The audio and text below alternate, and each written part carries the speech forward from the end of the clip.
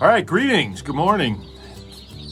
This is Mark coming to you from Baker's Green Acres here in lovely Marion, Michigan. And today's the 23rd of March, 2022. And I got some information that I think would be helpful to some people, because people this time of the year are starting to get your chicks.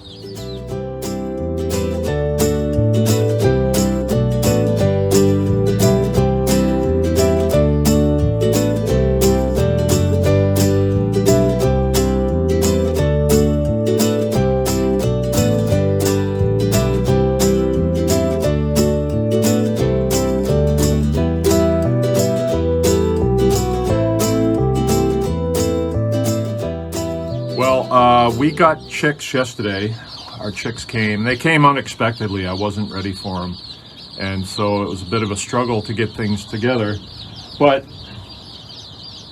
it turns out that we weren't as far off as I thought we were. I am in the brooder right now. It's a brooder building.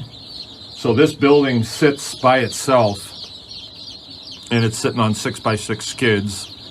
And it's insulated, not real good, but enough.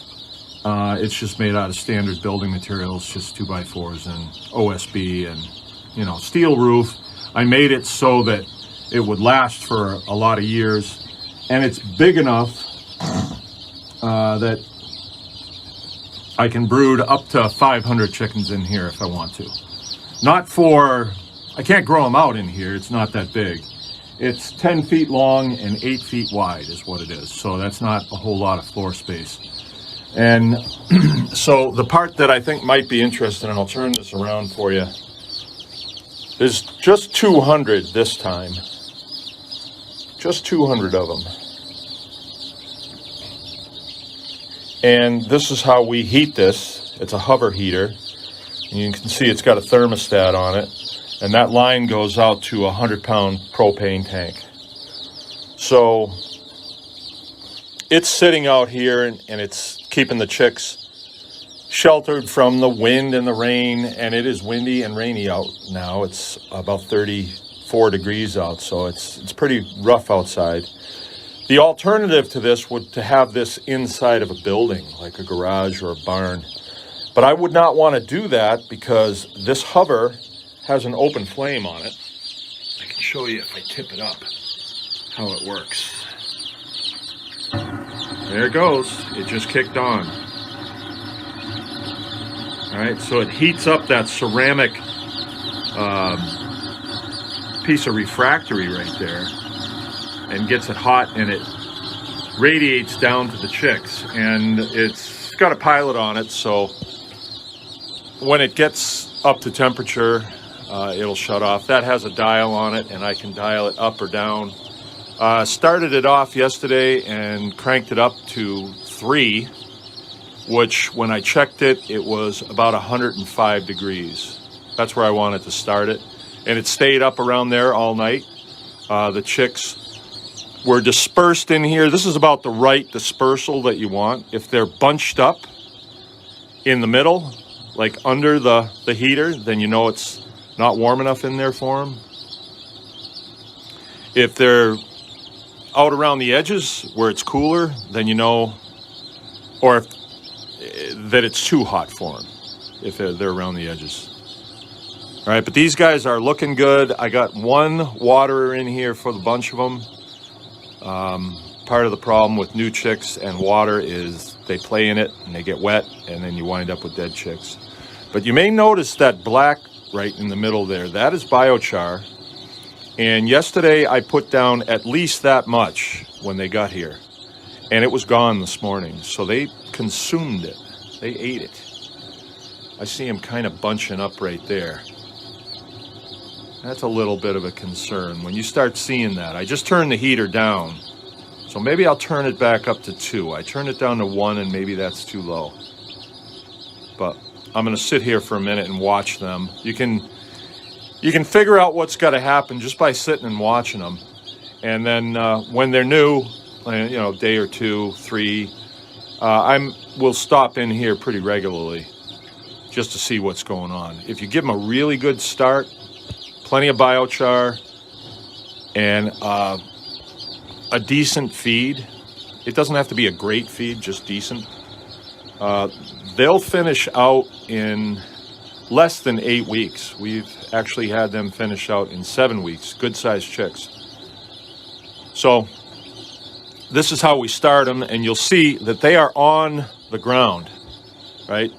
This brooder shack has no floor in it. Here, I'll just pan around so you can see what it looks like. These are tarps right here for the chicken tractors, and they just store them in here to keep them out of the weather. But there's windows, there's 4 windows. There's right now, it's, you know, it's pretty cold outside, but come July, it gets hot as can be in here, and this brooder or the hover will stay off. It will not come on.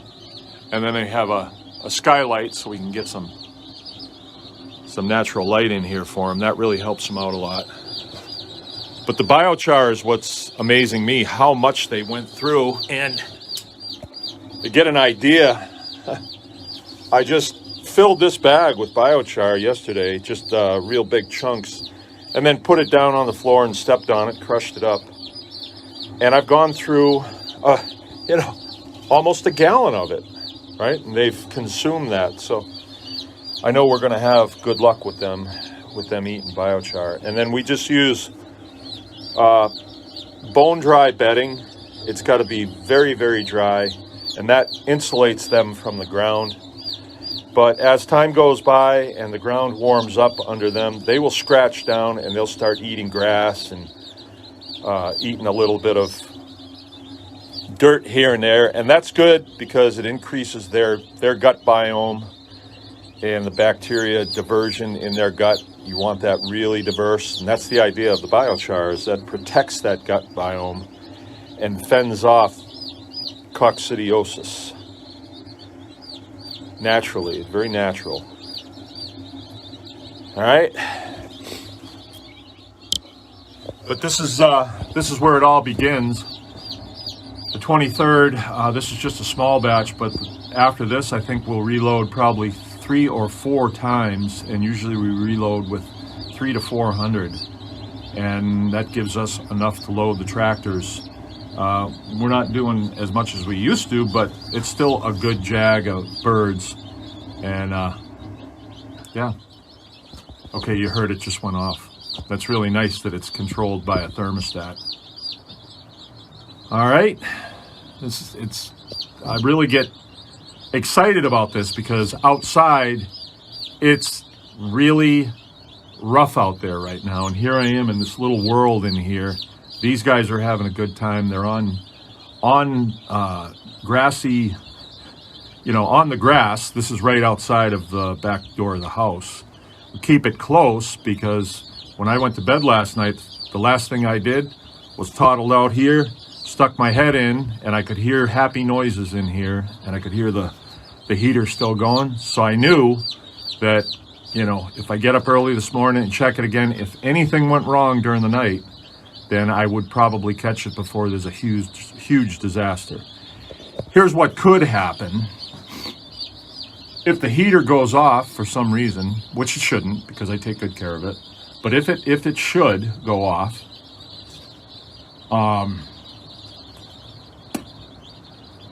they would pile, right, to stay warm. They would pile up on each other, and the ones on the bottom would suffocate. And you'd come out and there would just be this hot mess, right?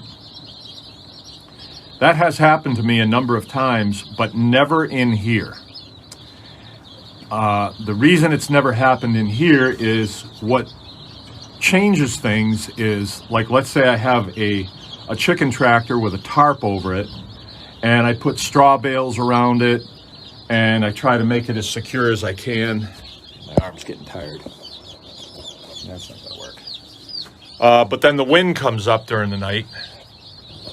That can change everything, right? And you come out in the morning to a real bad mess.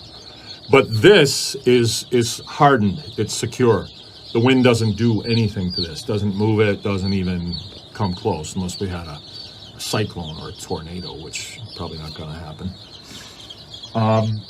And so this it increases my chances of success in this operation.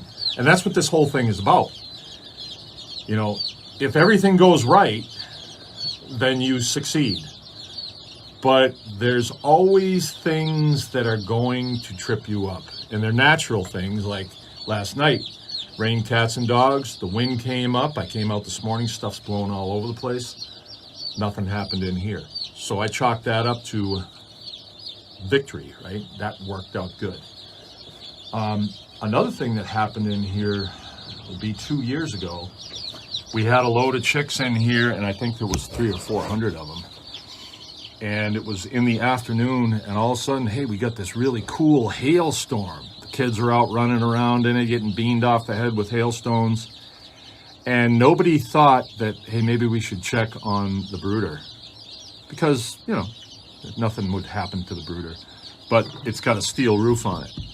And the hail hitting the roof scared these little guys so bad that they piled.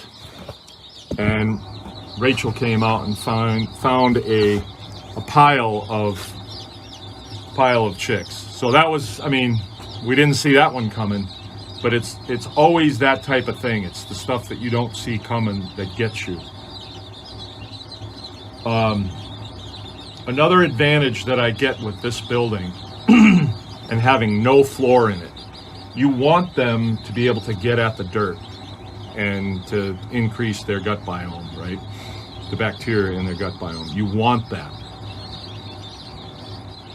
If this had a floor in it, let's say I had a wood floor in here, then the wood would absorb a lot of things. And in the absence of the chickens, other things can move in to take advantage of that.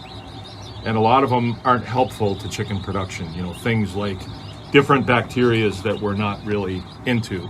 Molds and things like that we're not into. Not all molds. A lot of them are good.